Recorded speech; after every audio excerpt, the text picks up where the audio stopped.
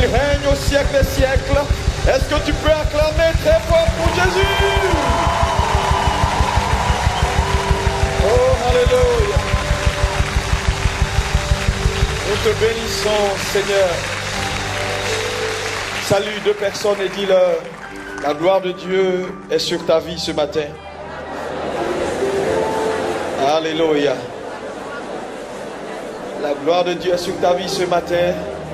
La fidélité de Dieu ne manquera pas à ta vie ce matin. Il est fidèle. Dis Amen. Est-ce que tu peux dire il est fidèle? Il est fidèle. Alléluia. Il est fidèle ce matin. Et nous le bénissons pour sa fidélité. Oh Dieu grand et redoutable, merci. Merci pour ta présence. Merci pour le ciel qui est ouvert sur ce lieu. La puissance de Dieu qui est déployée. Ta parole qui entre dans nos cœurs, qui change nos vies ce matin. Merci Seigneur. Est-ce qu'on peut me dire un bon Amen? Et vous asseoir dans sa présence. Merci. Merci à vous. Que Dieu vous bénisse abondamment. Que Dieu vous bénisse. C'est un plaisir d'être au milieu de vous. Et je veux donner toute la gloire au Seigneur pour sa fidélité. Très heureux d'être là. Ce matin, nous avons quelque chose de très important à partager. Et je crois que Dieu te bénira. Dis Amen. Est-ce que tu crois que Dieu te bénira ce matin? Alléluia. Ouvre ton cœur parce que Dieu va parler à ton cœur et quelque chose va changer dans ta vie. Je parlerai ce matin de ce que j'appelle secret d'une vie réussie, le mystère des autels. Est-ce qu'on peut dire avec moi secret d'une vie réussie, le mystère des autels. Nous allons prendre nos Bibles et nous allons faire notre première lecture dans Jérémie 29, verset 13. Et ensuite, nous lirons Deutéronome 30, verset 19. Ensuite, nous avons beaucoup d'écritures à lire pour la suite. Je voulais également saluer aussi ceux qui nous suivent via Internet. Que Dieu vous bénisse abondamment. Jérémie 29, verset 13 dit ceci.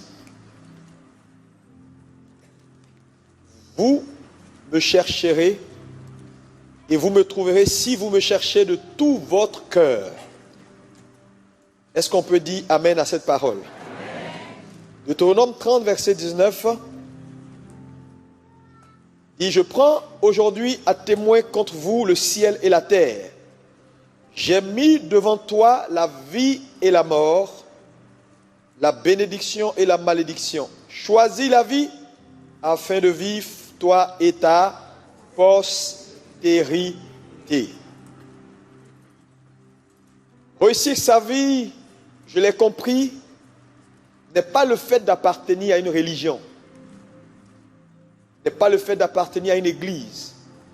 Réussir est étroitement lié au choix que nous faisons dans la vie.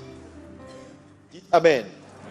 Et ici, Dieu dit, je mets devant toi la vie, la mort, la malédiction et la bénédiction. Je te propose de choisir la vie. Et en proposant à l'homme de choisir la vie, Dieu donc nous révèle son incapacité de le faire à notre place. Parce qu'il aurait pu choisir à notre place, mais il ne le fait pas. Il dit, choisis la vie. Donc vous comprenez que réussir n'est pas le choix de Dieu, c'est notre choix. Dites Amen. Parce qu'il nous propose, il aurait pu le faire à notre place, mais il ne le fait pas. Mais il nous dit, choisis. Alléluia. Parce que nous avons le libre arbitre, donc la capacité de choisir ce que nous voulons. Donc ce qu'un homme devient dans la vie est le résultat de ses choix. Voilà pourquoi ce matin, je voulais t'engager à faire le bon choix.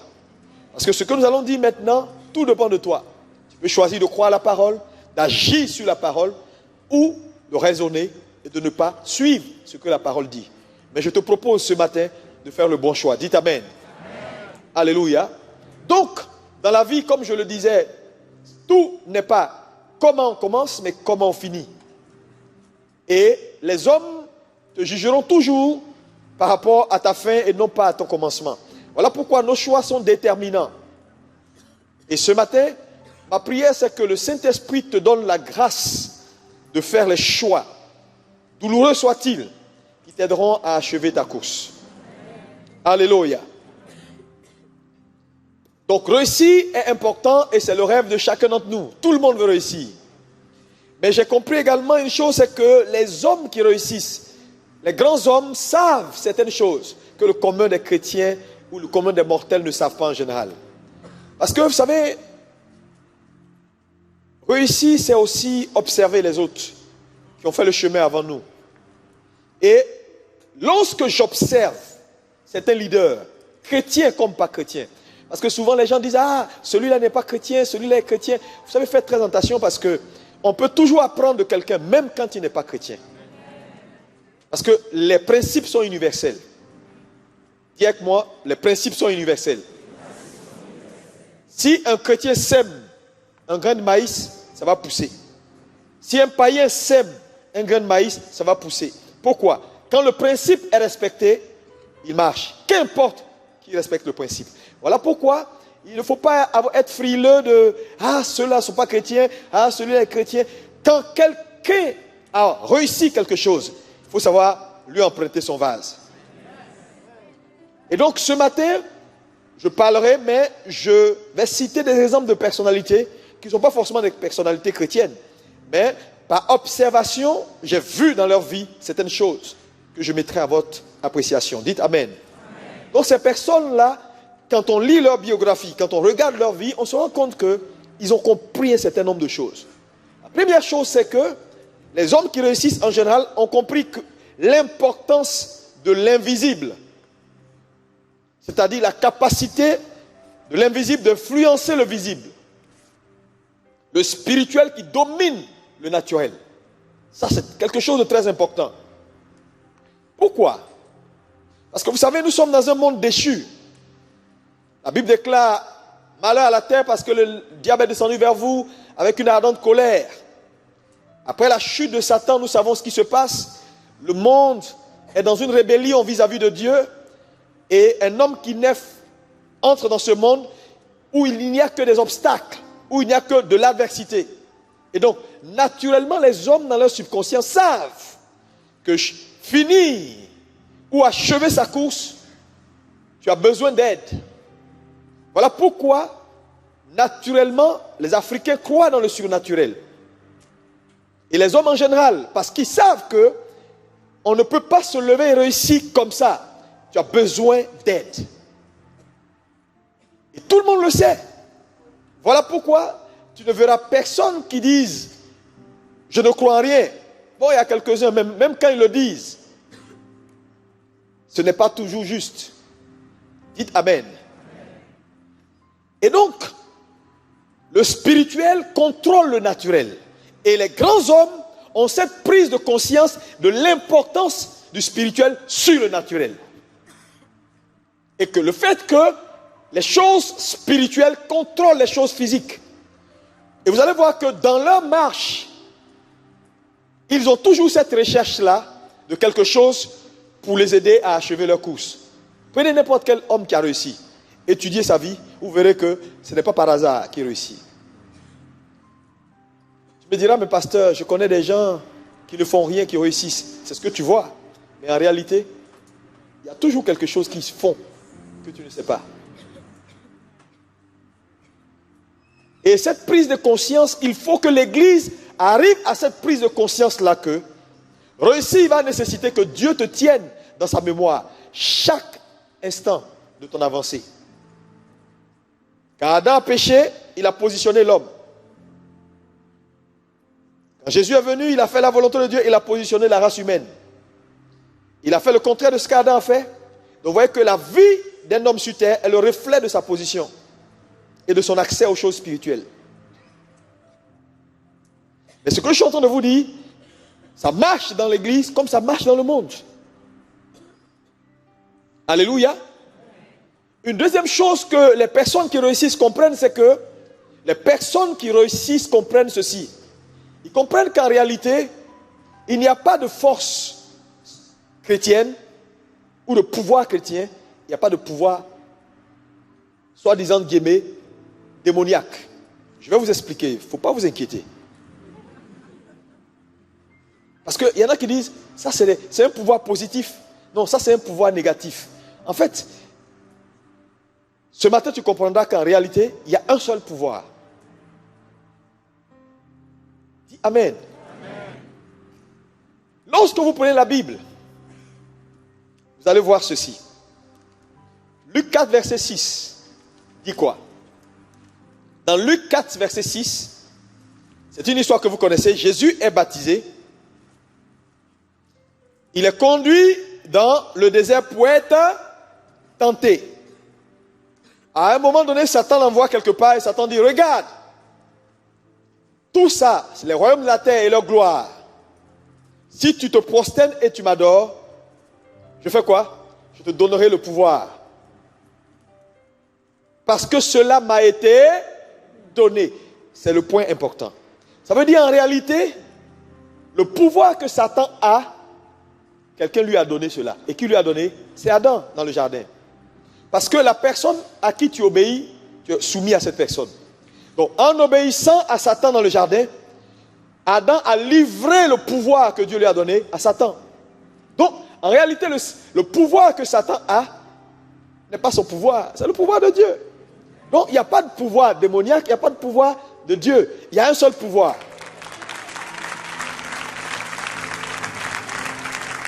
Ça va pour quelqu'un? Un exemple, par exemple. L'argent. L'argent n'a pas de couleur. Ça dépend dans quelle main ça se trouve. Tu donnes de l'argent à quelqu'un qui est bon, l'argent devient bon. Tu donnes de l'argent à quelqu'un qui est mauvais, l'argent va faire les mauvaises choses. Pareil avec le couteau. Un couteau dans la main d'un très bon cuisinier, ça va faire des merveilles. Mais un couteau dans la main d'un meurtrier, ça fait quoi? Ça fait autre chose. Donc, ce n'est pas le couteau qui est en cause, c'est dans la main. Dans quelle main il se trouve?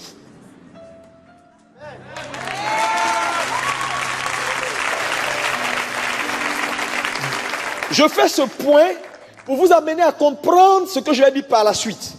Parce que les chrétiens ont cette habitude-là de dire, ah, ça c'est le pouvoir du diable, ah, ça c'est le pouvoir de Dieu, ah, quand tu es avec Dieu, non, non, non, non, son pouvoir est plus fort que le diable. Ce que je vais vous faire comprendre, c'est que ce n'est pas une affaire de pouvoir négatif ou pouvoir positif. Il y a un seul pouvoir, celui qui paye le prix, c'est celui qui l'a.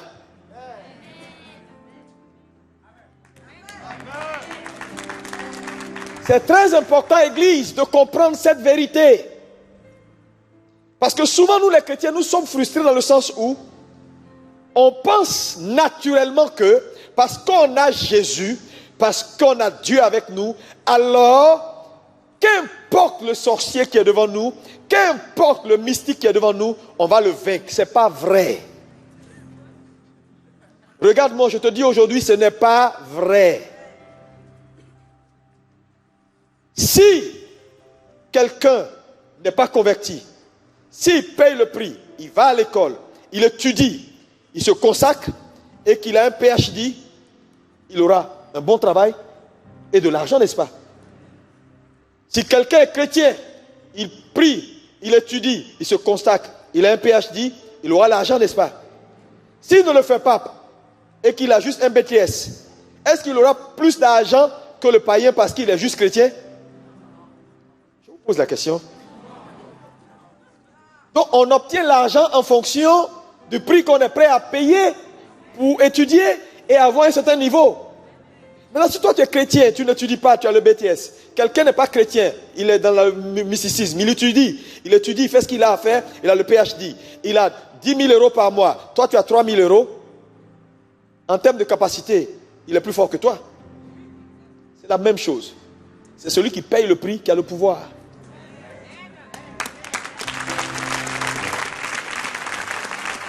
Donc, même si tu es chrétien, que tu ne payes pas le prix, si quelqu'un n'est pas chrétien, qu'il paye le prix, il peut te vaincre. Voilà pourquoi on voit des chrétiens qui sont vaincus.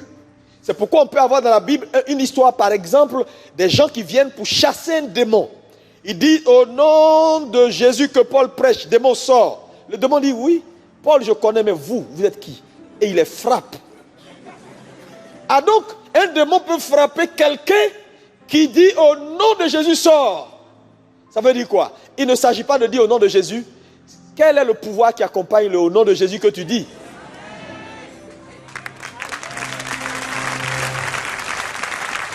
Alléluia. Donc il faut vous désillusionner. Il faut arrêter de croire que parce qu'on est chrétien, naturellement les choses doivent marcher. Parce qu'on est chrétien, si on est devant quelqu'un qui ne prie pas Dieu, on va le vaincre parce qu'on est plus fort que lui. Dieu est plus fort. Oui, Dieu est fort. Dieu est le plus grand. Mais dans tous les cas de figure, ce que je vous ai expliqué est très important. Le pouvoir que tu exerces en tant que croyant appartient à Dieu. Le pouvoir qu'un marabout ou un mystique exerce ne lui appartient pas, n'appartient pas même à Satan, appartient à Dieu. Parce qu'il a pris ça avec Adam. Mais il a dit une seule chose. Si tu m'adores, tu te procèdes devant moi, je te donnerai. Donc, tous les hommes naturellement, conscients que nous sommes dans un monde déchu, dans un monde en opposition, réussir sa vie va nécessiter de l'aide du divin, de l'aide sur le plan spirituel. Les hommes font une seule chose. Il y en a qui ont choisi d'aller vers la création, d'adorer des bois, d'adorer des eaux, d'adorer ces choses-là. En le faisant, ils adorent le diable. D'autres, et c'est la minorité, ont choisi d'adorer le Créateur, Jésus-Christ de Nazareth. Alléluia. Donc vous voyez qu'il y a deux camps. Il y a ceux qui adorent la création et il y a ceux qui adorent le Créateur. Le problème c'est que le pouvoir que dispose le Créateur, quelqu'un a trahi et a donné une partie à son opposant. Maintenant cet opposant-là, qu'on appelle Satan, utilise ce pouvoir-là pour faire avancer son royaume en remettant ce pouvoir à ceux qui ont fait le choix également de l'adorer. Donc, qu'est-ce que je veux vous dire? Quand vous venez à l'église dimanche comme ça, vous priez, Seigneur, dans la semaine, je veux le miracle, fais-moi faveur, fais-moi grâce. Mais pendant que tu pries pour que Dieu te bénisse, qui t'accorde la grâce et le pouvoir, les autres qui sont dehors, qui ne connaissent pas Dieu, ils ne dorment pas. Eux aussi, ils prient. Ils demandent à leur divinité, à ceux qu'ils adorent, de leur communiquer une grâce et le pouvoir. Maintenant, vous vous retrouvez tous au bureau lundi matin. Et tu es assis. Parce que tu es allé à l'église dimanche, tu as prié, donc tu te sens bien rempli. Lui aussi, il est allé dans son bois, il a fait son fétiche, il a fait ses trucs. Lui aussi, il est venu. Et vous êtes là et vous êtes dans le même bureau. Qui va avoir le dessus? Ce n'est pas celui qui a forcément Jésus-Christ et une grosse Bible sur sa table. Non, c'est celui qui a payé le prix.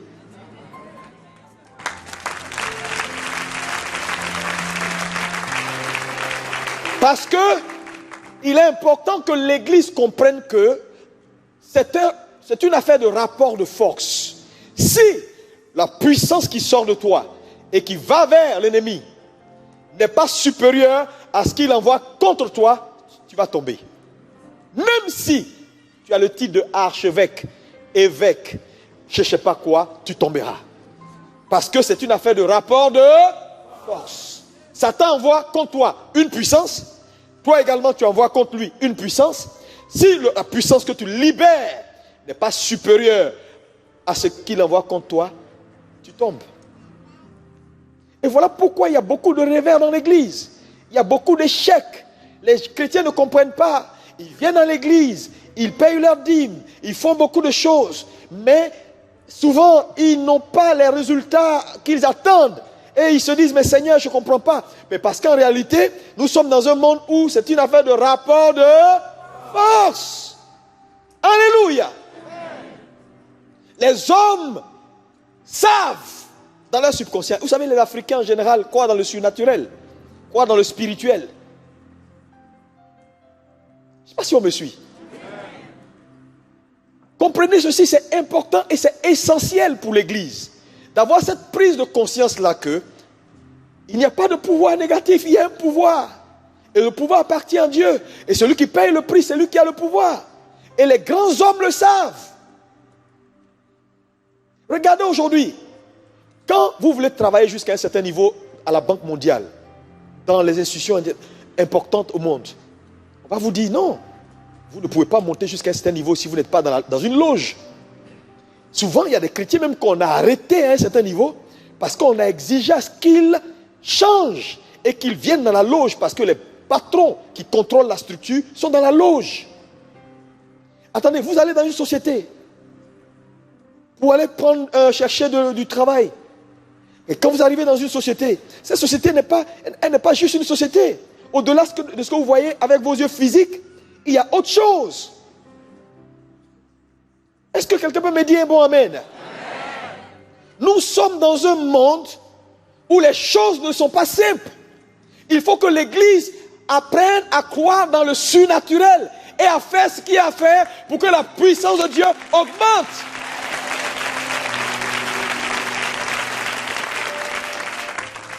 Alléluia. Pasteur, je veux faire ça. Mais dans ce domaine, il y a des forteresses. Mais oui, ils ont établi des forteresses parce qu'ils ont payé le prix. Mais les chrétiens ne veulent pas payer le prix. Quand on parle, non, on parle, on prie. Et puis ils sont là, ils disent, oh non, j'ai Jésus.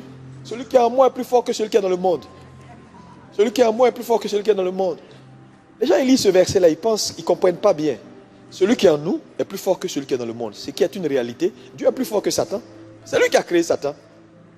Mais quand on dit celui qui est en vous est plus fort que celui qui est dans le monde, ce que la Bible est en train de vous dire, c'est que le créateur que vous possédez est plus grand que celui qui est dans le monde. Mais ça s'arrête à là. Le créateur que tu as est plus fort que celui qui est dans le monde. Mais pour que le créateur là agisse pour toi, c'est autre chose.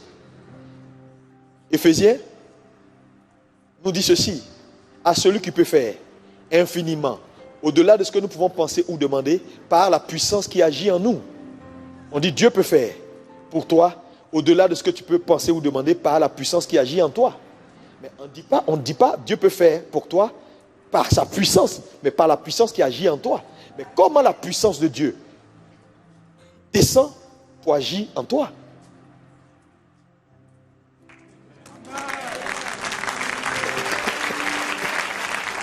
Parce que si on disait simplement que Dieu peut faire pour nous infiniment au-delà de ce que nous pouvons penser ou imaginer par sa puissance, ça ne dépend plus de nous. Tant qu'il est en nous, il agit. Mais ce n'est pas ainsi. Il est en nous, mais il fait pour toi par la puissance que toi tu as pu attirer vers toi. Ça veut dire quoi? Si tu as attiré une puissance de 10 watts, même s'il est grand, il travaillera avec 10 watts. Si tu as attiré une puissance de 100 watts, même s'il vaut 10 millions, il travaillera avec 100 watts. Donc en réalité, la limite de Dieu, c'est toi qui l'imposes.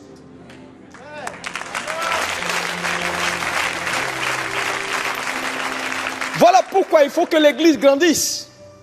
Alléluia. C'est très, très important. Est-ce que quelqu'un peut me dire un bon amen? Une leçon importante que je veux que tu notes, c'est que vos ambitions, ce que vous recherchez dans la vie, votre prochaine étape vous demandera plus que ce que vous faites maintenant.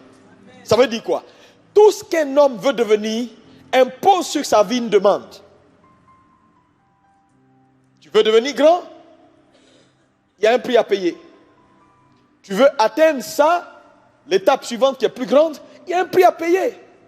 Et donc, il faut que l'Église comprenne que tout ce qui est ambition va te demander quelque chose. Donc, il n'y a en réalité aucun succès qui est orphelin. Aucun. Deuxième chose également que je veux que tu notes, c'est que toute vraie grandeur a un prix. Parce que dans la jurisprudence, c'est ce qu'un homme paye qui lui appartient. Ce qu'un homme n'a pas payé ne lui appartient pas. Voilà pourquoi Dieu lui-même, qui est créateur du ciel et de la terre, a dû payer le prix pour nous avoir. N'oubliez pas que Jésus a posé la question au Père. Est-ce qu'il est possible que cette coupe s'éloigne de moi? Le Père lui a dit non, ce n'est pas possible. La coupe, c'était quoi? Le prix, la croix. C'était difficile. Mais en d'autres termes, la question qu'il a posée au Père, est-ce qu'on peut sauver la race humaine par une autre voie que la voie de la croix? Le Père lui a dit ce n'est pas possible. Donc si Dieu qui est créateur a eu besoin de payer le prix pour t'avoir, alors tu ne peux pas avoir ce que tu recherches sans payer le prix. Sans payer le prix. Il faut que les chrétiens arrivent à cette prise de conscience. Ça va vous délivrer et ça va vous sortir de la religion. Parce que la religion tue l'Église. J'ai vu de bonnes personnes mourir. Tout simplement parce qu'ils ne comprennent pas les principes. Donc il ne s'agit pas d'être une bonne personne pour arriver à bon port. Il s'agit de comprendre des vérités. Des vérités. Tous les hommes ont toujours de tous les temps recherché la faveur des divinités. Quand je parle de divinité, je parle de tout ce qui est puissance supérieure. Les hommes en général ont recherché des divinités. Que ce soit des païens, ils se disent, si je dois réussir, j'ai besoin d'aide. Chrétiens, je dois réussir, j'ai besoin que Dieu m'aide. Les hommes en général comprennent que réussir nécessite de l'aide extérieure. Ça, c'est dans le subconscient de tout être humain. Alléluia. Malheureusement, ce n'est pas tous les hommes qui vont toujours vers le bon côté. Et vous savez, Dieu lui-même a compris ce principe. Voilà pourquoi il a établi pour l'humanité le plus grand autel jamais établi, qui est en la personne de Jésus-Christ. La mort et la résurrection de Jésus-Christ a établi un autel qui est l'autel parfait. L'excellence de cet autel-là fait de nous ce que nous sommes aujourd'hui. Dites Amen. C'est le plus grand autel. Maintenant, pour nous, enfants de Dieu, lorsque nous comprenons que Jésus-Christ est notre autel, par sa mort et sa résurrection, alors, tout acte que nous posons, nous participons à cet autel-là. Dites Amen. Amen. Dis un bon Amen. Amen. Maintenant, qu'est-ce que c'est qu'un autel? C'est très important parce que je parle du mystère des autels.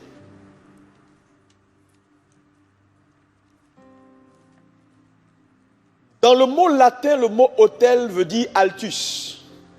Altus, A-L-T-U-S. Ce mot veut dire simplement élevé. Tout le monde dit avec moi élevé.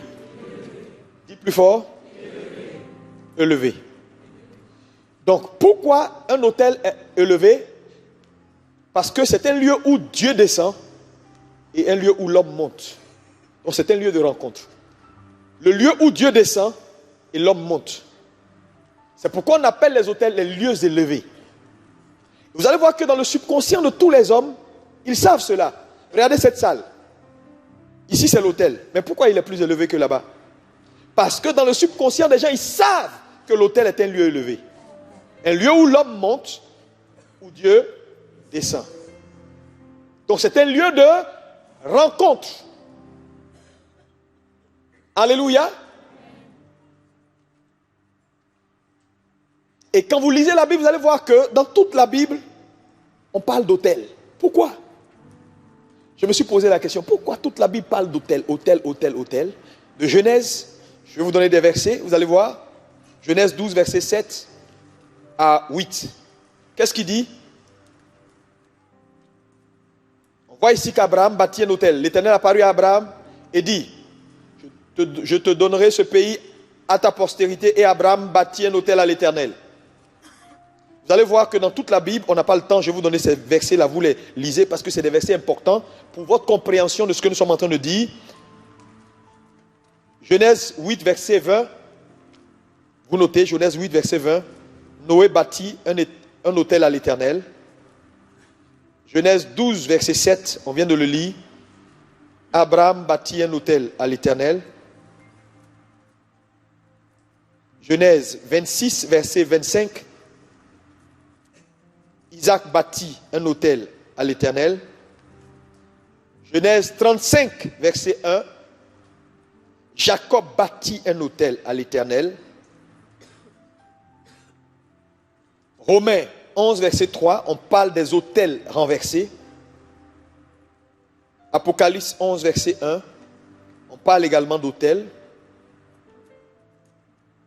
Matthieu 5, verset 24, la Bible nous parle d'autel. Il dit, si tu as une offrande à présenter à l'autel et que tu te souviens que tu as quelqu'un qui a quelque chose contre toi, il dit, dépose-la à l'autel, ton offrande, va faire la paix et revient. Donc la Bible nous parle également ici d'autel.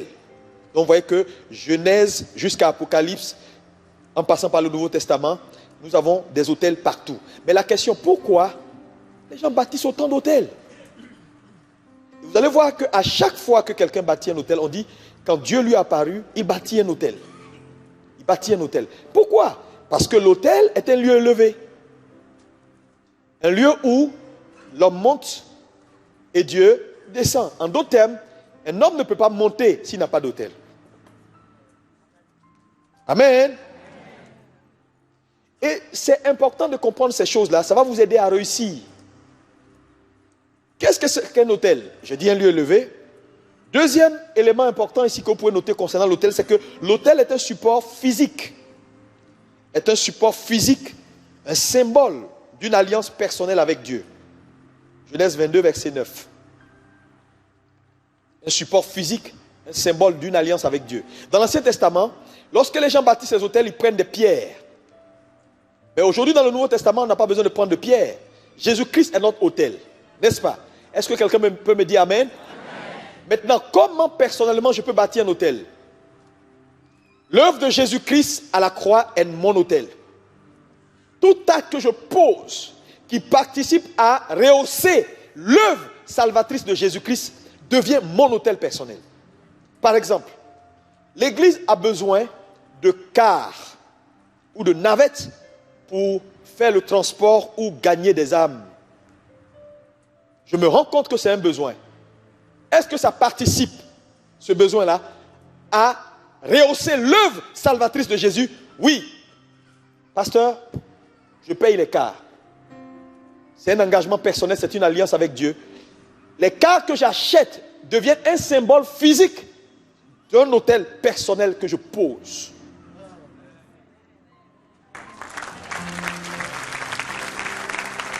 Alléluia. L'Église a besoin d'instruments. On en parle. Je prends l'engagement, parce que Dieu a parlé à mon cœur, de faire ce que Dieu a dit pour aider l'œuvre à avancer.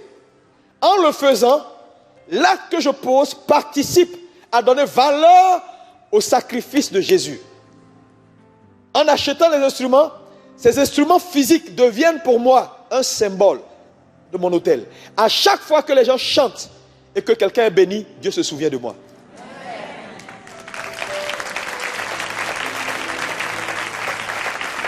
Alléluia.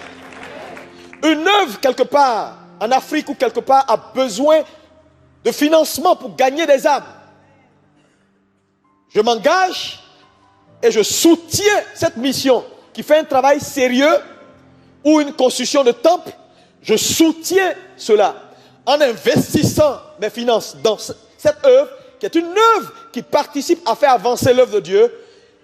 L'action que je pose devient un autel pour moi et ma famille. Ça parlera en la faveur de ma famille.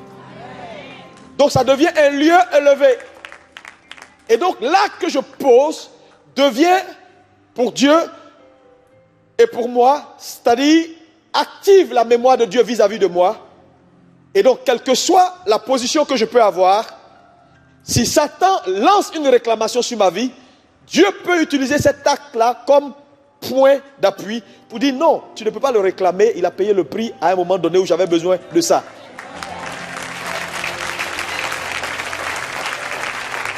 Alléluia. Et vous allez voir que les hommes que vous voyez dans le monde ont compris ce principe. Satan a pris dans l'église avec Dieu et il est allé dans le monde. Les païens l'ont compris, mais les chrétiens sont les seuls qui n'ont pas compris ça. Regardez dans la ville de Paris. Il y a tellement d'hôtels à Paris. J'arrive. L'hôtel est également un lieu de souvenir, un mémorial. Acte 10, verset 4. Vous connaissez l'histoire de cet homme, Corneille, qui ne connaissait pas Dieu. La Bible souligne que Corneille ne connaissait pas Dieu. Mais il a fait ce qui était juste. À un moment donné, la Bible dit que ces aumônes sont devenues un monument devant Dieu, un mémorial. Et Dieu s'est souvenu de lui. Dieu a dit non, mais un tel homme ne peut pas continuer à rester païen. Et Dieu a envoyé un ange pour qu'il se convertisse. Donc il y a des actes, quand tu les poses, ça engage Dieu vis-à-vis de toi. Il n'était pas, vous voyez, il n'était même pas chrétien. Pour vous dire quoi? Les inconvertis que vous voyez dans le monde, que vous insultez, ils ne sont pas chrétiens, ils sont païens. Ces gens-là, il y a des principes qu'ils ont compris. Chaque année, il y a des sacrifices qu'ils font pour leur Dieu.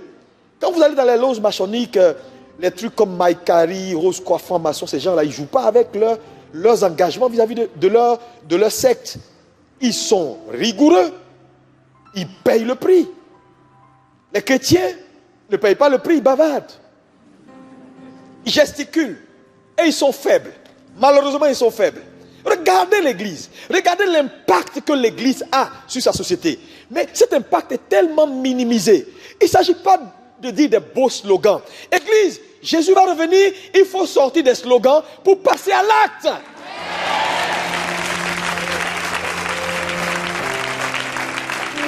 Je vous ai dit, c'est celui qui paye le prix qui a le pouvoir. Ce n'est pas des discours. Vous allez gagner la France comment? Je vous dis, si vous ne payez pas le prix, c'est une question de rapport de force. Ces gens que vous voyez là, vous allez confesser, un jour c'est nous, on va dominer. Jamais vous ne pouvez pas les dominer. Ils seront toujours devant. Ah, tu me diras, mais pasteur, nous, dans tous les cas de figure, nous, on va aller au ciel. Voilà l'échappatoire des chrétiens. Quand ils sont faibles vis-à-vis des choses, ils trouvent la porte directe pour aller au ciel. Allez au ciel. Nous, on est ici.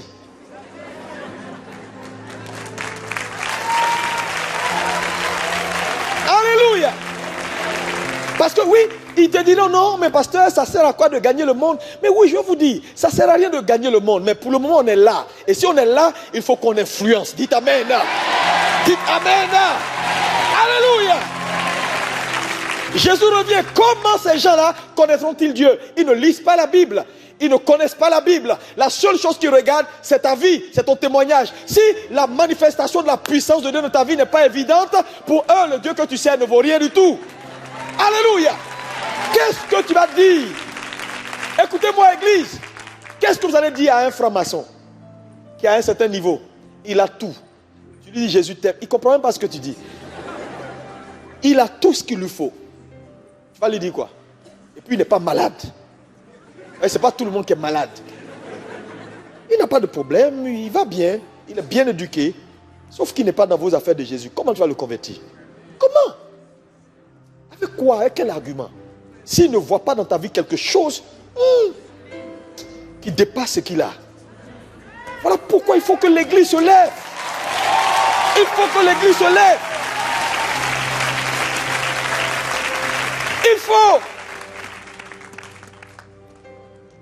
Frère, ce n'est pas un discours. Ce n'est pas des discours. Mais c'est une question de prix. Ils ont compris ces choses.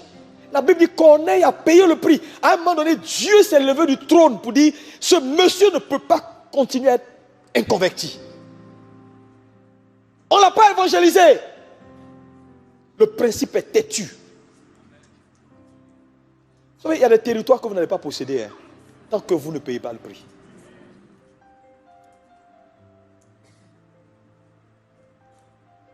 Les gens, ils payent le prix. Je connais un monsieur, tous les matins, quand il sort de sa maison, il a dans sa maison un hôtel. C'est un mouton, je ne sais pas qui lui a donné, mais c'est un gros mouton qui peut avoir cette taille. J'ai vu le mouton moi-même de mes yeux un jour. Et tous les matins, quand il doit sortir, il met les mains dans les poils du mouton et puis il frotte pendant un moment et puis fait des incantations. Quand il sort, s'il t'a salué, quel que soit ce qu'il va te demander, tu dis oui et puis après tu réfléchis.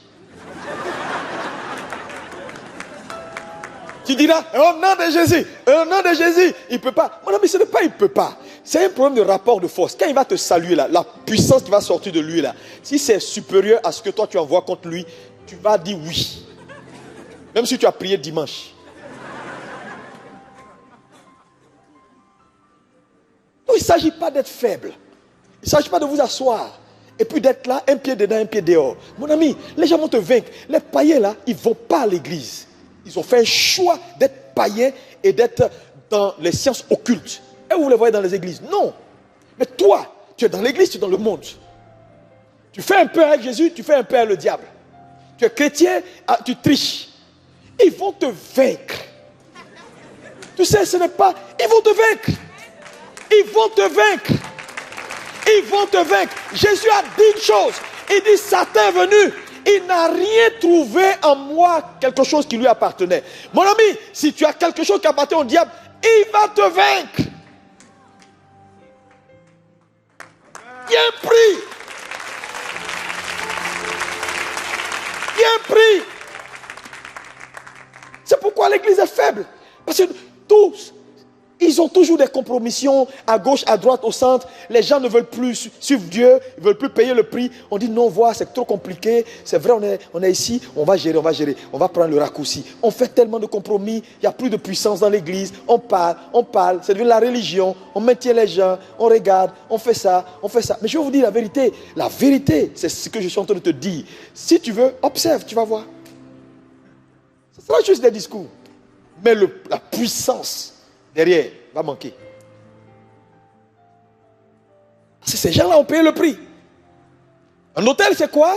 C'est important, et ce point qui vient, c'est qu'un hôtel est une porte d'accès. Est-ce qu'on peut dire comment? Porte d'accès du divin sur le naturel.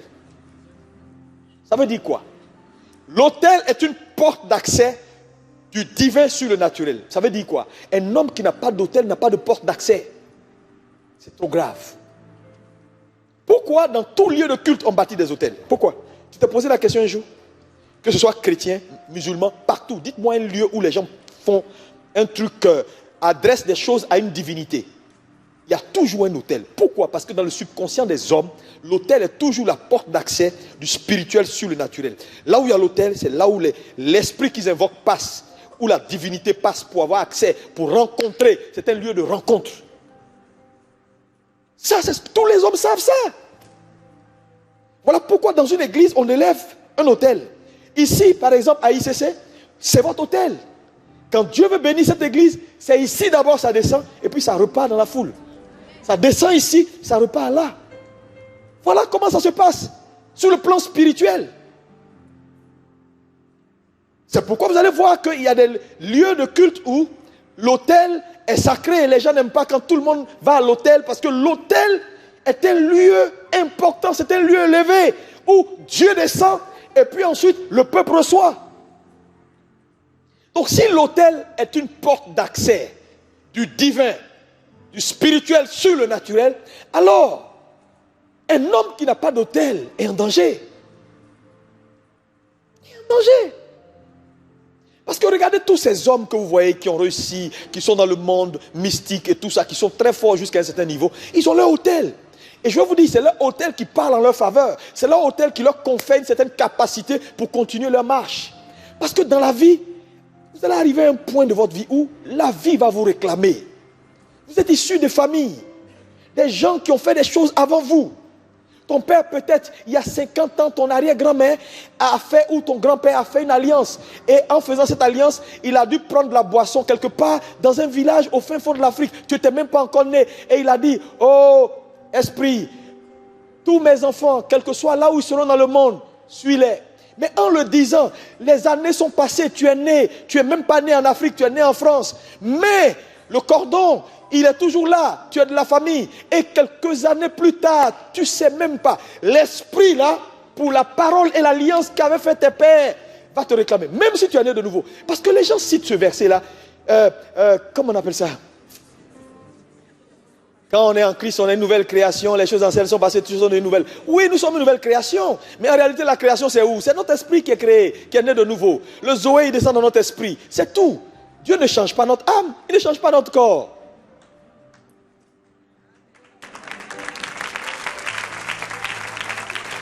Ton esprit est né de nouveau, mais c'est tout. C'est ton esprit seul. Et ton corps.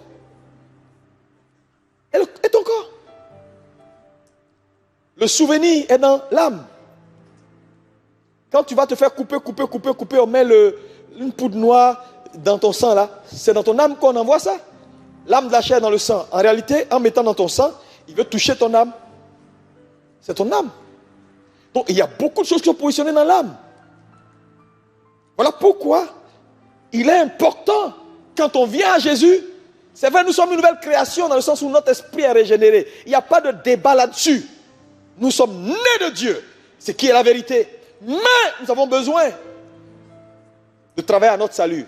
La Bible dit. Pourquoi la Bible dit travailler à son salut? Si tout est ok, on ne travaille plus à notre salut. Quand il dit travailler à votre salut, ça veut dire quoi? Tu es sauvé, mais tu as besoin d'être sauvé.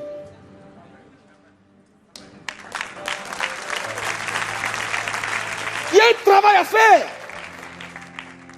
Ces hommes-là, ils ont leur Dieu, ils adorent des choses, ils font des sacrifices qui leur confèrent un pouvoir pour tenir leur position. Et les églises sont là. Quand on dit, bon, voilà ce que Dieu veut, voilà le prix à payer pour Dieu, voilà, non, non, non, non, non, pasteur. Je fais juste ce qu'il a fait, et puis bon, ma foi en Dieu, je chante. Oh, tu es grand, Dieu, tu es grand. C'est bien de dire Dieu, tu es grand, mais agis, on verra si réellement ce que tu dis là, tu crois.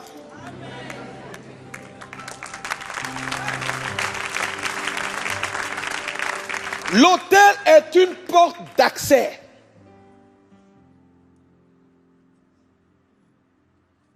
Vous êtes venu dans un monde où le monde n'était pas vide, hein, quand vous veniez. Le premier habitant de la terre, ce n'est pas l'homme, c'est Lucifer. La Bible dit tu marchais en Éden, le jardin de Dieu, au milieu de pierres intercellantes. Ça veut dire quoi? Satan était le premier occupant d'Éden avant que l'homme n'arrive.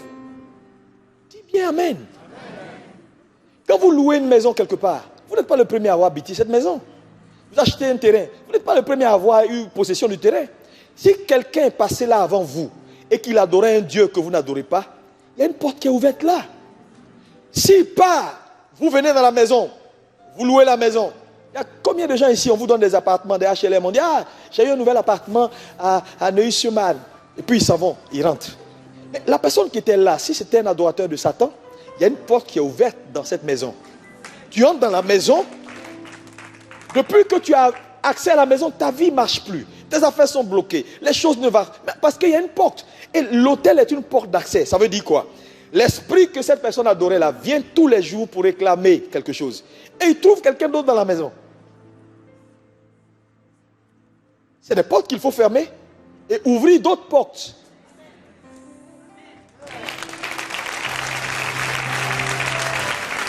Alléluia. Ce que je vous dis est réel, Église. L'autel est une porte d'accès. L'autel est également un lieu de médiation. Est-ce qu'on peut dire quoi? Un lieu de médiation. Lieu de médiation, de révélation de Dieu. Genèse 35, verset 7. Lorsque Jacob est allé à Bethel et qu'il a dormi et qu'il a vu cette transaction spirituelle, les anges qui montaient, qui descendaient, il s'est dit, mais Dieu était ici, je ne le savais pas. La Bible dit, bâtis là un autel. Parce qu'il reçut la révélation de Dieu. Alléluia. L'autel est également un lieu de faveur. Dis avec moi, lieu de faveur. Un lieu de faveur. On l'a vu avec Abimelech dans Genèse 26, verset 25. Lorsque Isaac creusait les puits, la Bible dit ses ennemis fermaient. Ils fermaient. À un moment donné, quand vous lisez du verset 25 au verset 28, vous allez voir que la Bible dit Jacob reçut la révélation et bâtit un autel. Quand il a bâti l'autel, Abimelech est venu pour dire on ne peut plus contre toi. On voit la faveur de Dieu sur ta vie. Il faut qu'on soit amis. Pour dire quoi? Il y a des combats qui vont cesser dans ta vie quand une porte va s'ouvrir sur ta vie.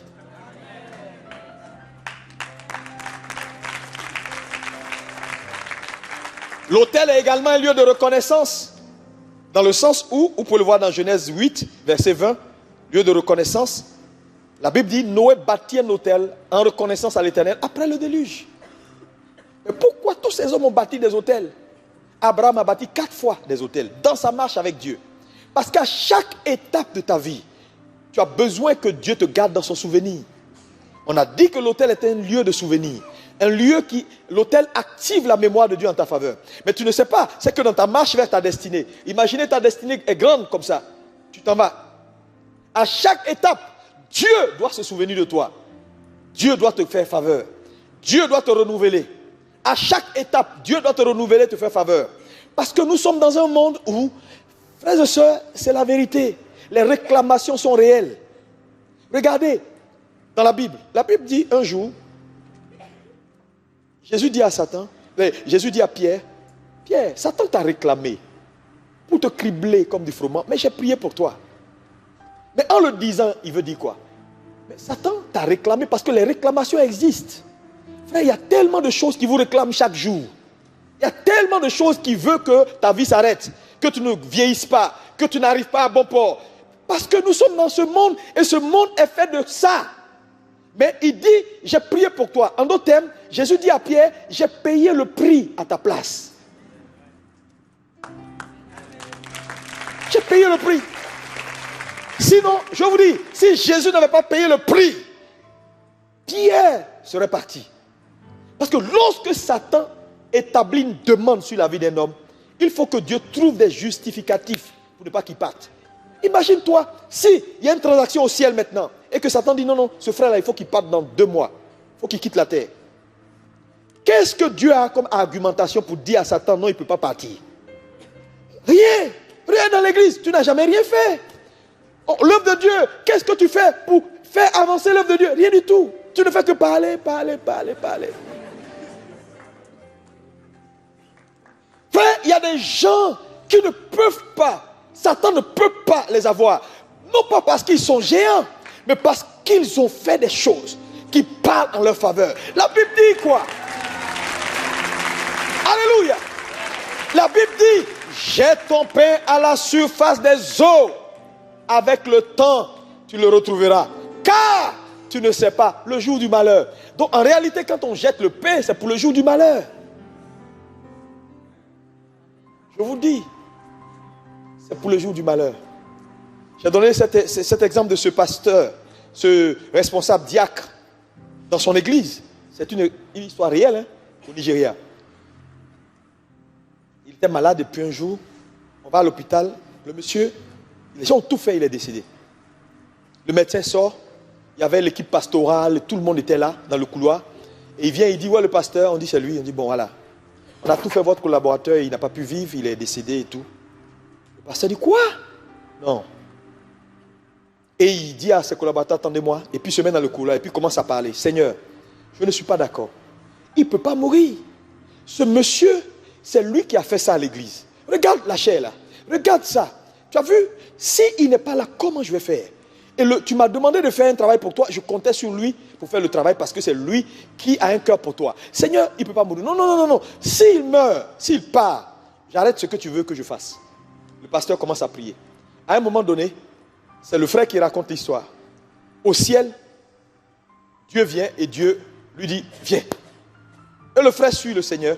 Arrivé quelque part, Dieu ouvre une fenêtre comme ça, comme un rideau, il tire le rideau. Et puis il dit, regarde. Et le frère entend la voix de son pasteur qui dit, non, il ne peut pas partir. Il est important. C'est lui qui a fait ça à l'église. C'est lui qui a fait ça à l'église. Et Dieu dit, tu vois, on te réclame. Il faut que tu partes. Il dit, je ne veux pas.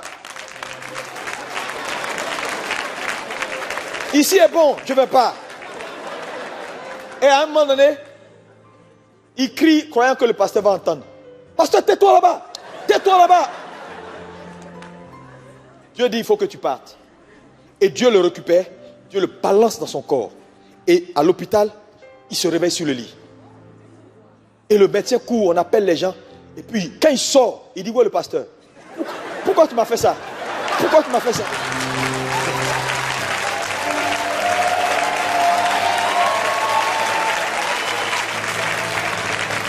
Je vous assure, histoire réelle. Mais il ne pouvait pas partir. Il y avait trop de choses qui parlaient en sa faveur. Vous savez, on ne peut pas vaincre un homme qui a une alliance avec Dieu. Arrêtez d'être des chrétiens faibles. Cette histoire aussi, on me l'a racontée, je vous le dis, c'est quelqu'un qui est ici à Paris, que je connais personnellement, qui me l'a dit. Il est béninois, il est allé à Ouida, qui est son village. Et son père est l'un des chefs des vaudous, un roi, c'est-à-dire chef des vaudous. Et un jour, il y a eu une réunion familiale où le père là devait faire sa sortie. Et donc la cour était rassemblée. Dès qu'on a annoncé la sortie du père, tout le monde s'est prosterné comme ça. Et lui, il a eu un peu peur, parce que c'était sa première fois. Et puis il a dit dans son cœur, il dit, Seigneur, c'est quoi tout ça, Seigneur Jésus?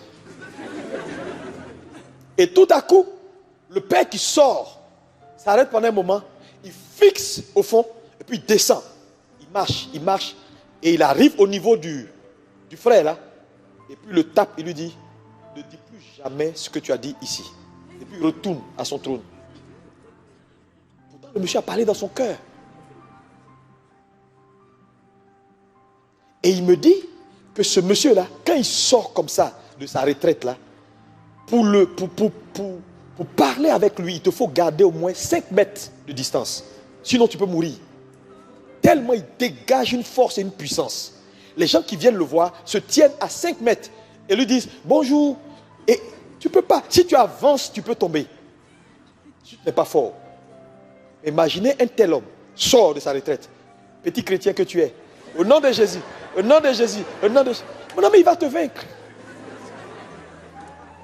Non, il va te vaincre. Ce n'est pas une affaire de... Le Saint-Esprit m'a dit d'aller. Si le Saint-Esprit te dit, il te dira aussi de te préparer parce que c'est une affaire de rapport de force.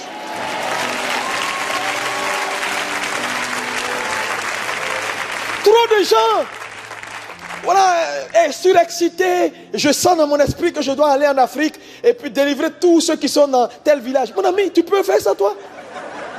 Avec ta vie chrétienne comme ça, tu pries aujourd'hui, tu ne pries pas demain, tu es là, tu vis un peu ici, tu vis un peu là. Non, mon ami, ils vont te faire mal. Hein? Je ne suis pas en train de te dire qu'ils sont plus forts. Ce n'est pas ce que je suis en train de te dire. Je suis en train de te dire que celui qui paye le prix a le pouvoir. Et les gens qui sont dans le monde là, ils ne s'amusent pas. Il faut aussi que l'église se réveille pour payer le prix. Le prix de la sanctification, le prix de la séparation, le prix du sacrifice. Il faut que l'église se réveille.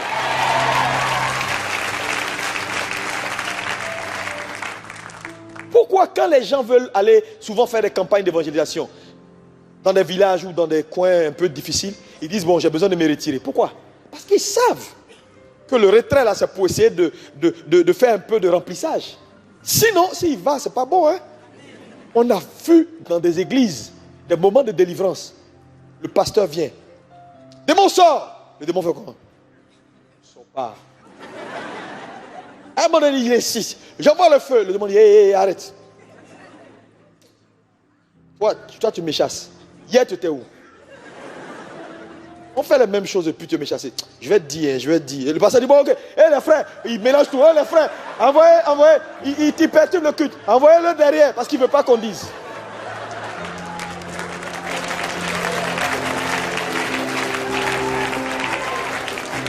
Tu vas chasser un démon. Ce qu'il fait, tu fais. Il te connaît. Vous avez été ensemble hier. Tu viens maintenant. Pareil, tu es là en costume. Tu veux jouer les bluffeurs. Au nom de Jésus. Au nom de Jésus. Démon. Il dit tout le monde, pas toi. Il te connaît. Vous comprenez? Il y a trop d'hypocrisie dans l'église. Le temps est venu d'être sérieux. Si nous voulons renverser la situation.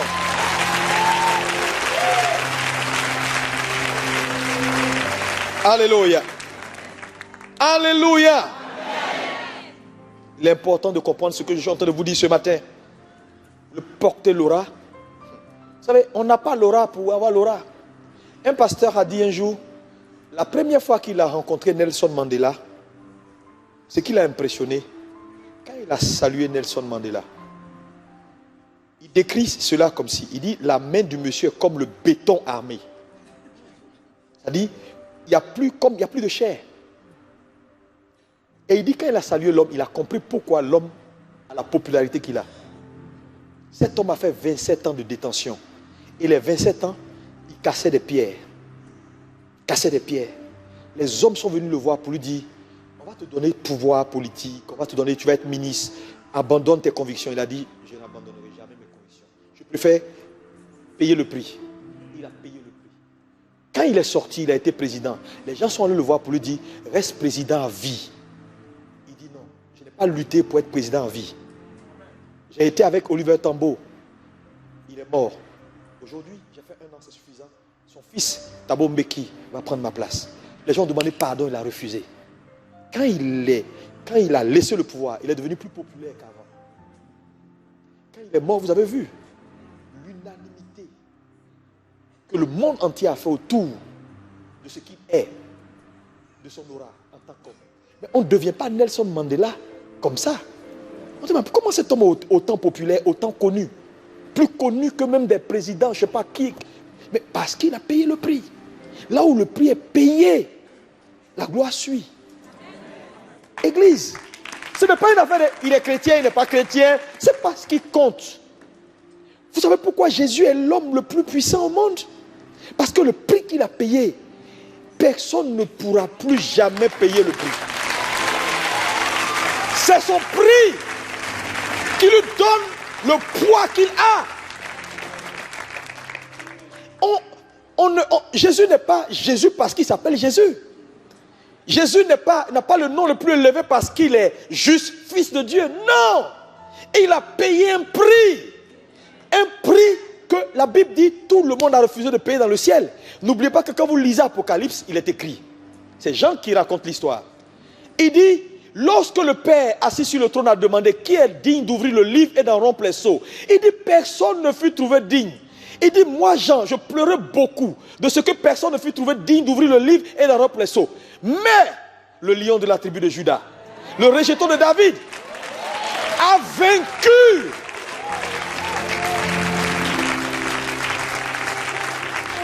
Donc Jésus n'est pas devenu Jésus parce qu'il était juste le Fils de Dieu. Il a payé un prix. Maintenant, si Dieu a eu besoin de payer un prix pour être ce qu'il est, mon ami, ce n'est pas toi qui va gagner quelque chose sans payer un prix. Je vais vous dire, c'est obligatoire. Si vous voulez gagner Dieu, vous devez payer le prix. Vous voulez être fort, vous devez payer le prix. Le prix de la séparation, le prix du sacrifice, c'est obligatoire, ce n'est pas négociable. Tu ne peux pas continuer à... Regardez bien dans la Bible, tous ceux que Dieu a utilisés, Dieu a toujours dit quelque chose à leur moment.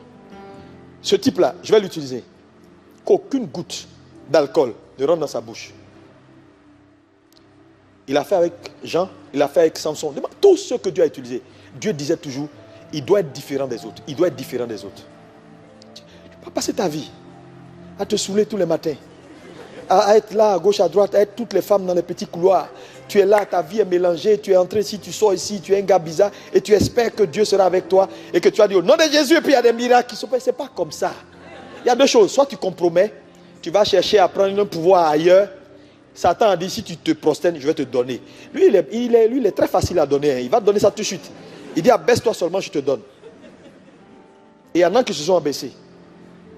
Mais si tu veux ce qui vient de Dieu, le réel, le puissant, ce qui est fort, tu as besoin de payer le prix.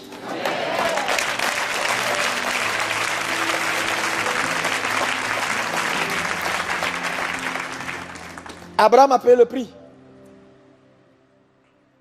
Dieu lui a donné son fils. Il l'a donné. Mais regardez avant, dans Genèse 18.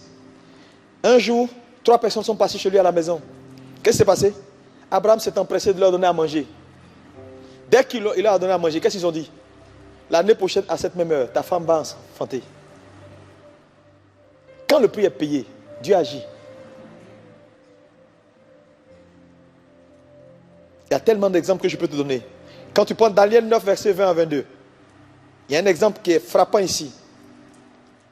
Daniel 9, verset 20 à 22.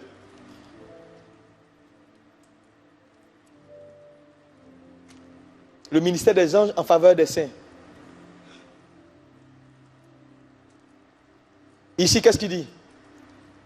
Je parlais encore, je priais, je confessais mon péché et le péché de mon peuple d'Israël. Suivez ce qui est dit. Et je présentais mes supplications à l'Éternel, mon Dieu, en faveur de la sainte montagne de mon Dieu. Oui, je parlais encore dans ma prière quand l'homme, Gabriel, que j'avais vu précédemment dans une vision, oui, s'approcha de moi d'un vol rapide au moment de l'offrande du soir. La question que je vais te poser, il dit dans le récit que l'ange qui l'a touché et qui est venu vers lui au moment de l'offrande du soir, il l'avait vu avant. Mais pourquoi quand il a vu avant là, l'ange ne l'avait pas touché? Et que c'est au moment de l'offrande du soir que l'ange le touche. Parce qu'il précise que c'était l'ange là, je l'avais vu avant. Mais avant quand je l'ai vu, il n'a pas eu d'effet sur moi. Mais cette fois-ci, il m'a trouvé en train de faire quelque chose qui a provoqué l'effet. Vous suivez?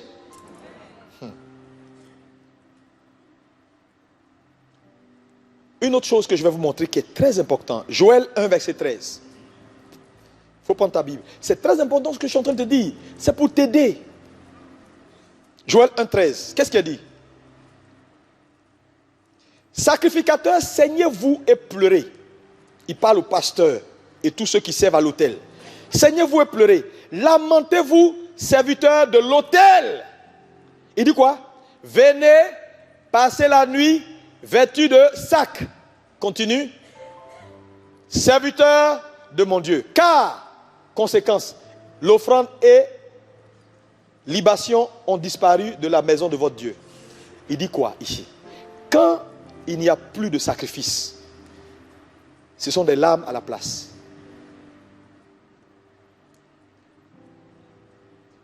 Ce n'est pas moi qui écris. Il dit venez pleurer à l'autel. Pleurez, pleurez, pleurez, pleurez, parce qu'il n'y a plus de libation et de sacrifice. Parce qu'un autel est puissant par son sacrifice. On ne peut pas dissocier le sacrifice de l'autel. C'est pourquoi, lorsque le feu est tombé, Élie a invoqué le feu, Dieu a répondu en consumant le sacrifice.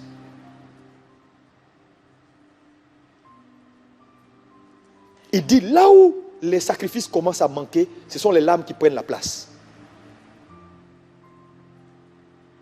Vous savez, méfiez-vous, hein. Vous servez un Dieu qui n'est pas un homme. Arrêtez de pratiquer la religion.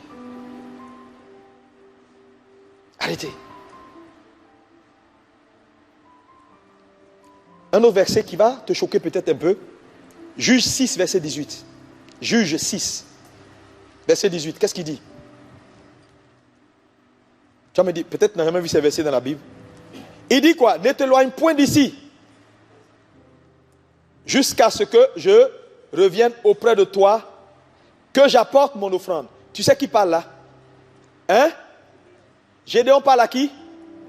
Il parle à Dieu. Et puis continue le verset. Et que je dépose cette offrande devant toi. Et l'Éternel dit, je resterai jusqu'à ce que tu reviennes. C'est la seule fois de mémoire dans la Bible où un homme a dit à Dieu, attends-moi. Et puis il dit, ok, j'arrive, je t'attends. À cause de quoi?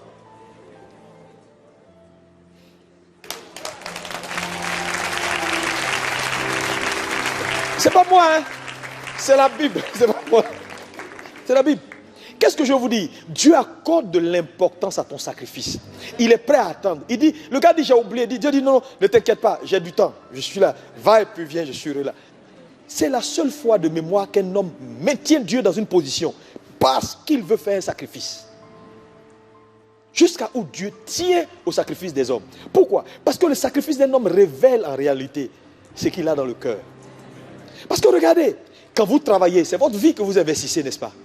Et en retour, la vie que vous investissez là, quand on vous paye, l'échange de la vie que vous avez perdue, c'est ce qu'on vous donne en moyens financiers. Donc en réalité, l'argent d'un homme, c'est sa vie. Donc Dieu ne joue pas avec ce que tu envoies comme sacrifice, parce que c'est ta vie. Quand tu vas les matins, tu vas les soirs, tu vas les matins, tu travailles, tu fais la nuit, tu fais les gardes, c'est des choses qui t'épuisent. Tu perds la vie. Et cette vie perdue, on prend des ressources, on te dit, tiens de l'argent. Mais l'argent qu'on te donne là, en fait, c'est en échange de la vie que tu as perdue. Donc quand tu as un salaire, ne joue pas avec. C'est la vie que tu as perdue.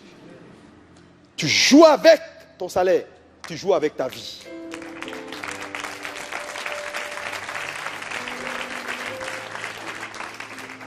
Alléluia. Maintenant, un autre verset que je sais que plusieurs n'ont jamais vu. Proverbe 13, verset 8. Qu'est-ce qu'il a dit ici? Tout le monde lit, on va lire à haute voix. On part. La.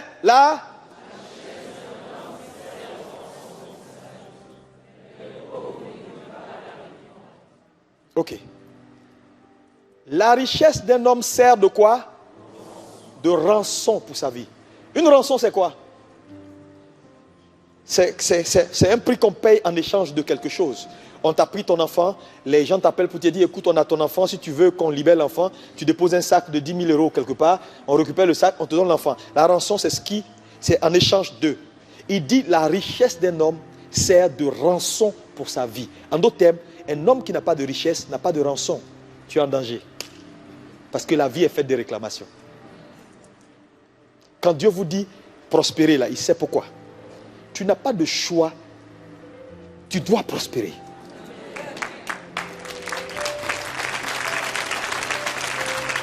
Si la richesse d'un homme sert de rançon pour sa vie, ça veut dire quoi? Tu vas faire face à des défis dans la vie. Si tu n'as pas quelque chose. tu payeras de ta vie. Cash. Je vous assure. C'est pourquoi les hommes l'ont compris dans le monde. Ces gens-là, je suis allé une fois au Sénégal, et le pasteur qui m'a reçu, on fait les visites, et il me dit, tu sais, ici à Dakar, les hommes les plus puissants sont les marabouts. J'ai dit, quoi? Il dit, oui, au Sénégal, tout le monde a son marabout. Tu es directeur, tu as ton marabout. N'importe qui a son marabout. Et quand tu vois les catchs sénégalais là, les marabouts sont au terrain derrière leur catcheur. Et le catcheur qui a gagné, son marabout, c'est-à-dire en termes de popularité, grandit en popularité. Pourquoi? Tout le monde va vers lui. Parce qu'on dit il est fort. Donc les marabouts sont, sont très puissants. Très très puissants. Et quand tu veux une position, il va te dire envoie-moi un poulet. Demain tu dis non, non, la position là, je veux plus. Il te dit non, le poulet ne peut plus assumer. La deuxième position que tu veux, envoie-moi un bœuf. Tu as devenu directeur général. Maintenant tu dis je veux être PCA. Il dit PCA là, bœuf ne peut pas. Envoie un homme. Et vous allez voir que certaines personnalités dans le monde, quand ils veulent acquérir des positions, ils font même des sacrifices humains. Parce qu'en fait, tout ce que tu recherches dans la vie, qui a de la grandeur, a un prix correspondant. Voilà pourquoi, pour acheter l'homme, même un ange ne pouvait pas. Il fallait que ce soit Dieu lui-même, parce que l'homme est fait à l'image de Dieu. Est-ce qu'on peut acclamer le Seigneur? Alléluia!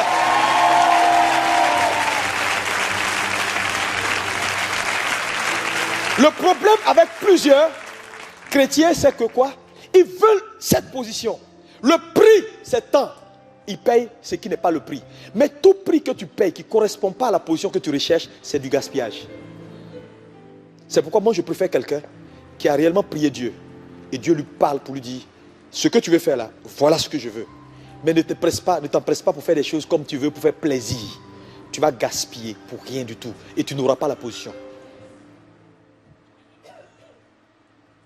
Moi, je suis en train de construire un temple de 3000 places assises. J'ai fini. Mais, quand on a commencé, et tout ce que nous faisons jusqu'à aujourd'hui, il n'y a pas quelqu'un dans toutes mes églises. Il y a des églises partout dans le monde. Mais il n'y a pas un seul de mes pasteurs ou un seul fidèle qui fait plus que ce que je fais. Je suis le plus grand donateur. Parce que j'ai dit au Seigneur, je dois montrer le chemin. Parce que la position que j'ai, il me faut plus de capacité que le peuple. Parce que tu ne peux pas tirer un colis qui est plus lourd que toi.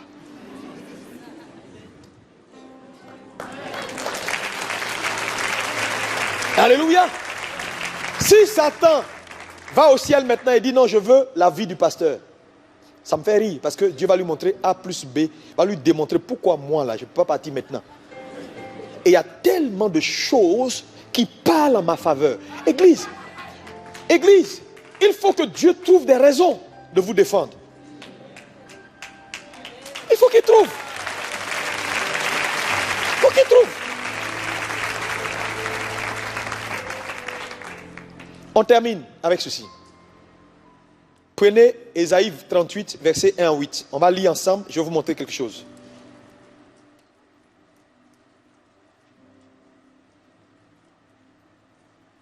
Vous connaissez cette histoire, l'histoire du roi Ézéchias? Tout le monde connaît? Ok.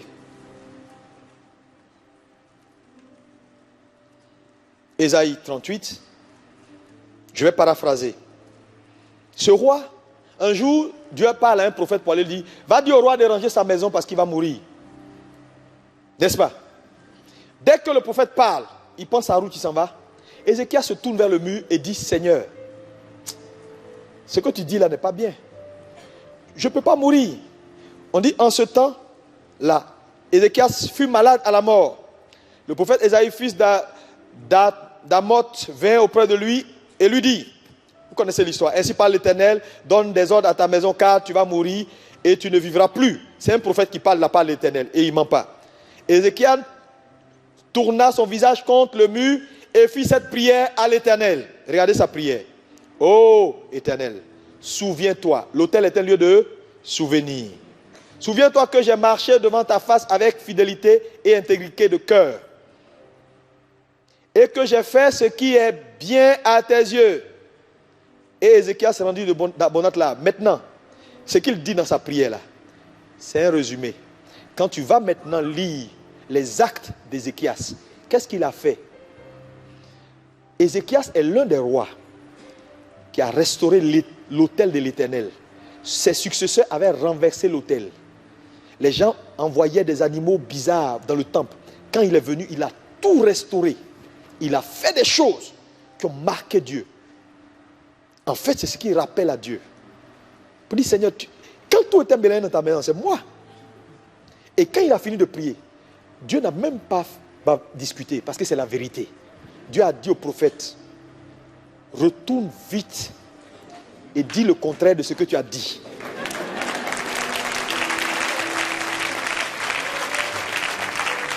Dans tous les cas, ne dis pas mon nom là-bas, dis, ainsi parle de l'Éternel encore, tu ne mourras plus. Alléluia. Et quand vous lisez l'histoire d'Ézéchias, allez, va au verset 10 s'il te plaît, il y a quelque chose qui se passe. Il y a ce qu'on appelle les complaintes d'Ézéchias à partir du verset 10. Parce que les gens s'arrêtent là. On dit Dieu voulait, on dit Dieu a donné à Ézéchias à ajouter 15 ans à sa vie. Dieu n'a pas ajouté 15 ans. Regardez. Il dit, je disais, quand mes jours sont en repos, je dois m'en aller aux portes du séjour des morts. Oui, c'est Ézéchias qui parle maintenant. Je suis privé du reste de mes années. Oui, soulignez ça là, je suis privé du reste de mes années. Je disais, je ne verrai plus l'Éternel sur la terre des vivants. Oui. Je ne verrai plus aucun homme parmi les habitants du monde. Oui, continue. Ma demeure est enlevée et transportée loin de moi comme une tente de berger. Oui. Je sens le fil de ma vie coupé comme par un tisserand qui me retrancherait de sa trame. Ici, là. Ézéchias est en train de faire une révélation de taille. Il dit, je sens le fil de ma vie comme coupé. Je vous ai dit ici, je ne sais pas si c'est à vous, parce que je prêche un peu partout. Le fil de la vie d'un homme, on ne coupe jamais le fil, il se détache. Chaque être humain a ce qu'on appelle le fil de sa vie. Ce fil-là, on dit se détache. Quand tu arrives à l'âge, quand tu as achevé ta course, le fil se détache. Comme une mangue qui est mûre. On ne coupe pas, elle se détache d'elle-même. Mais ici, il dit, il sent le fil de sa vie coupé. Ça veut dire que ce n'était pas une mort naturelle. On voulait le tuer. Il dit, le reste de mes jours me sont retranchés. Ça veut dire quoi? Il n'avait pas achevé ses jours. On lui a retranché. Donc les 15 ans que Dieu a ajoutés, Dieu n'a pas ajouté 15 ans. Il a restauré les 15 ans qu'on voulait lui prendre.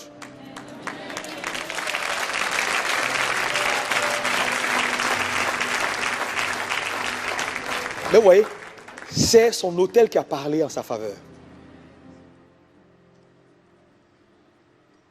Qu'est-ce que tu fais pour Dieu? Vous avez des projets, construction, changement de bâtiment. Frère, donnez un sens à votre vie. Il y a des gens qui m'écoutent ce matin. Ça réfléchit là. Je vois plein de gens qui réfléchissent. Que chacun fasse selon que Dieu met dans son cœur. Job 33, c'est le dernier verset. Verset 14 à 24. Job 33, verset 14 à 24.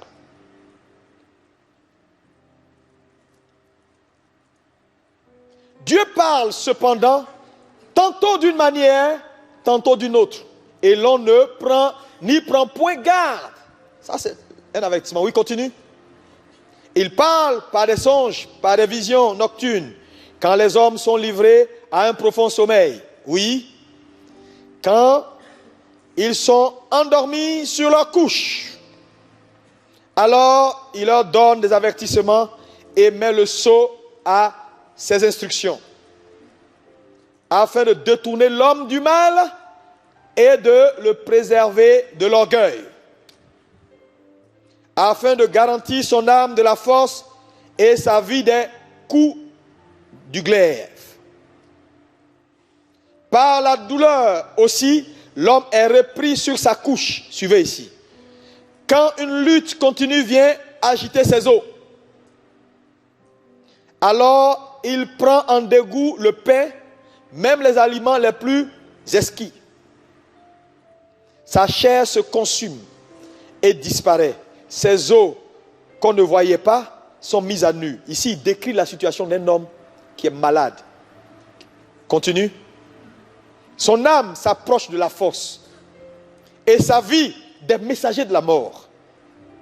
Mais s'il trouve pour lui un ange intercesseur, un d'entre les 1000 qui annonce à l'homme la voie qu'il doit suivre, Dieu a compassion de lui et dit à l'ange, délivre-le afin qu'il ne descende pas dans la fosse. J'ai trouvé une... Merci, on peut s'arrêter. Il n'y a pas de hasard. J'ai trouvé une rançon. Souvent, quand vous voyez quelqu'un passer par des situations difficiles et puis subitement, il y a quelque chose qui se passe. Ce n'est pas juste parce qu'il a des beaux yeux. Un prix a été payé quelque part. Vous voulez être surnaturel? Vous voulez voir la gloire de Dieu? Vous voulez pousser jusqu'à un certain niveau? Payez le prix. Payez le prix. Payez le prix. Payez le prix. C'est pourquoi en réalité il n'y a pas de grands hommes. Les grands hommes ne sont pas nombreux. Les vrais grands ne sont pas nombreux. Parce que peu sont les hommes qui veulent payer le prix. Ce n'est pas facile de payer le prix. Ce n'est pas facile de se priver. Ce n'est pas facile de faire des sacrifices jusqu'à un certain niveau. Mais quand tu l'as fait, ta vie change. Tu deviens l'intime de Dieu. Un jour, je suis allé quelque part et quand je suis entré, j'ai trouvé un jeune homme et il m'a dit qu'il était pourchassé par des sorciers, les gens veulent le tuer, donc il est venu se réfugier là. Et je suis venu. Quand il m'a vu, il était content, il a commencé à me raconter un peu comment il a souffert et comment il est venu là. Je l'ai salué et je lui ai dit, tu sais, ton problème est résolu. Parce que voilà ce que Dieu a fait. Voilà ce que... Le lendemain, les gens qui le poursuivaient au village sont morts. Mais tu sais, atteindre un certain niveau où tu entres dans la présence, tu entres quelque part. Tout le monde sait que tu es là. Parce que dans le monde spirituel, les hauteurs se connaissent. Oh, je vous le dis. Non, les hauteurs se connaissent. Il y a plein de gens qui passent inaperçus. Hein. Regardez toutes les portes que vous voyez à Paris là. C'est des portes. C'est des portes. J'ai dit les portes d'accès. L'hôtel est une porte d'accès. C'est des portes. Paris est rempli de portes. C'est-à-dire à chaque carrefour, à chaque étape, il y a des portes ouvertes sur des divinités qui entrent, qui sortent, qui entrent, qui sortent. Et vous êtes au quotidien dans ces portes-là, allez, venez, allez, venez. Il y en a, ils ne vous considèrent pas parce que vous ne les gênez pas du tout. Donc vous passez ou passez pas, ce n'est pas leur problème. Donc s'ils vous ont laissé tranquille, c'est parce que vous ne les gênez pas du tout. Sinon, si à un moment donné, tu arrives à un certain niveau, tu vas voir qu'ils vont se signaler. Ils se signalent. Ils te signalent que tu commences à les gêner. Tu vas habiter quelque part. Tout le monde fait du tapage. Les gens ne peuvent plus rester là parce que ta présence, oh mon Dieu, le poids de ta présence. Il n'y a plus d'opération spirituelle dans le quartier. Ce n'est pas juste, ah si, je suis enfant de Dieu. Non, ce n'est pas ça. On est tous chrétiens, on n'a pas tous le même poids.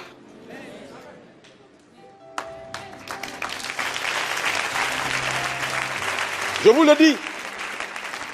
Ma prière pour vous, c'est que vous compreniez ces choses et que vous les pratiquiez. Notre hôtel aujourd'hui, c'est Jésus-Christ. Il a payé le prix. Voilà pourquoi il a le plus grand nom.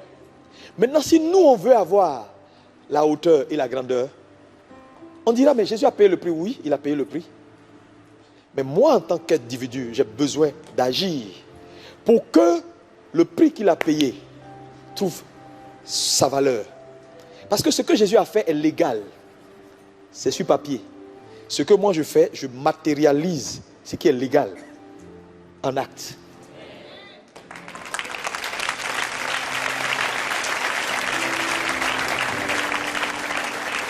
La compréhension libère. Que Dieu vous bénisse. Nous allons prier. La prière que tu vas faire, c'est que Dieu te donne un cœur qu'il aime réellement et qui est prêt à payer le prix. Tu vas parler au Seigneur. Si Dieu te met à cœur vraiment quelque chose de spécifique, important à faire, fais-le. Je dis bien fais-le. N'hésite pas. quelque chose de surnaturel va changer, va shifter dans ta vie, dans ton histoire. Je l'ai vu avec mes yeux. Je ne te parle pas parce que c'est juste des choses à dire. Je les vois et je vois ça tout le temps. Tout le temps. Un jour, j'étais dans l'avion. Je voyageais. Et puis Dieu a ouvert mes yeux. Puis je vois les anges sur les côtés. Qui planaient sur les côtés. Il y avait un devant, un là, un là. Et puis Dieu dit, il faut bénir Dieu pour tous ceux qui sont assis dans l'avion. Parce que tu es là. Tout simplement, tu es là. Donc quand il y a les trucs, je suis tranquille. Quand je monte comme ça, il y a les gens, je les salue. Je les salue. Je dis, celui qui est à côté de moi. Parce que si ça clash, je disparais. Tu sais, attends, tu sais, Philippe là, il a disparu pour se retrouver dans le truc de l'Union éthiopienne, n'est-ce pas? Quand tu es un homme de Dieu et que tu es arrivé à un certain niveau où Dieu a besoin de toi, mon ami, il n'y a rien qui peut te tuer. Je te dis, quand tu vois quelqu'un, on dit chrétien, oh mais il a eu tel malheur, on ne comprend pas. C'est parce que quand il y a eu les transactions là, son avocat n'a pas pu mettre les arguments qu'il fallait. Il y a des arguments qui ont manqué. Et Dieu a tenté de trouver des gens pour intercéder pour lui. Le gars ronflait. Oh, réveille-toi. C'est jamais arrivé où Dieu te réveille en pleine nuit. Et puis tu pries, tu parles en langue, tu ne sais pas pourquoi. Mais en réalité, c'est parce qu'il veut sauver quelqu'un. Un jour, c'est arrivé. À une certaine heure, on a commencé à prier, je ne sais même pas pourquoi. Et après, on a regardé l'heure. Mais à cette heure-là, plus tard, il y avait une sœur qui voyageait à la même heure. Et quand elle vient rendre son témoignage, elle dit à cette heure-là, j'ai failli mourir, mais je ne sais pas comment ça s'est fait. Dieu m'a sorti de façon miraculeuse. Pourquoi? Dieu a trouvé un intercesseur. Parce que tout ce que Dieu fait, il le fait légalement.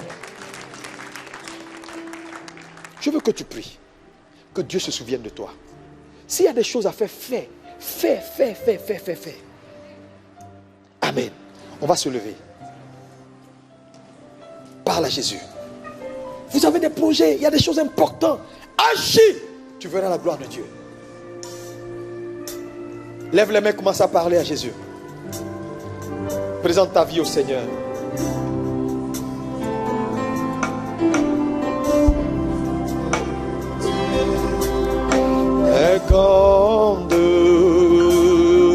Oh Dieu d'Abraham, Dieu d'Isaac, Dieu de Jacob, te bénissons, nous t'exaltons.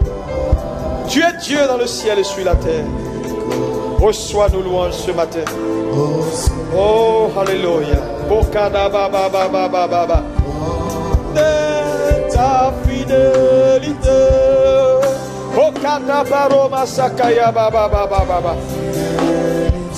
Oh, alléluia.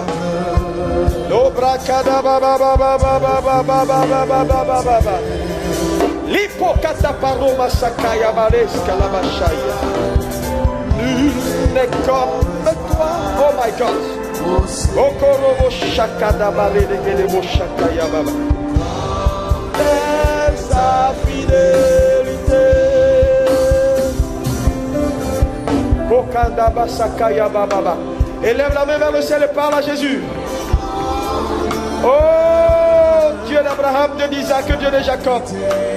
Nous t'élevons, nous t'exaltons. Merci de parler à nos cœurs et de nous aider, Seigneur. Oh, à donner un sens à notre vie, Seigneur. Akata parama sakaya baba bobo robo sakaya baba baba. Ebreke debo shaya babos. Il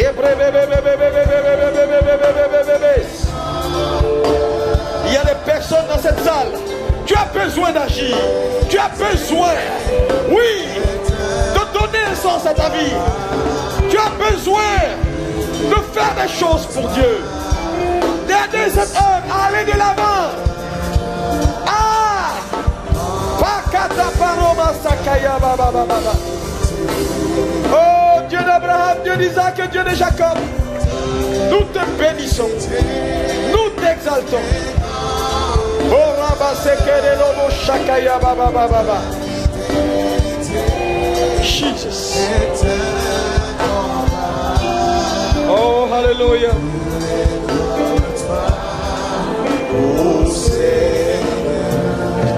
Hallelujah. Ta fidélité. Nous voulons te donner toute la gloire. Parce que nous savons qu'en dehors de toi, il n'y a point d'autre Dieu. Ton église est ta propriété. Tu as payé le prix, tu es mort, tu es ressuscité. En toi nous avons cru, en toi nous avons mis notre confiance. Ce matin, Seigneur, tu nous as parlé à nos cœurs.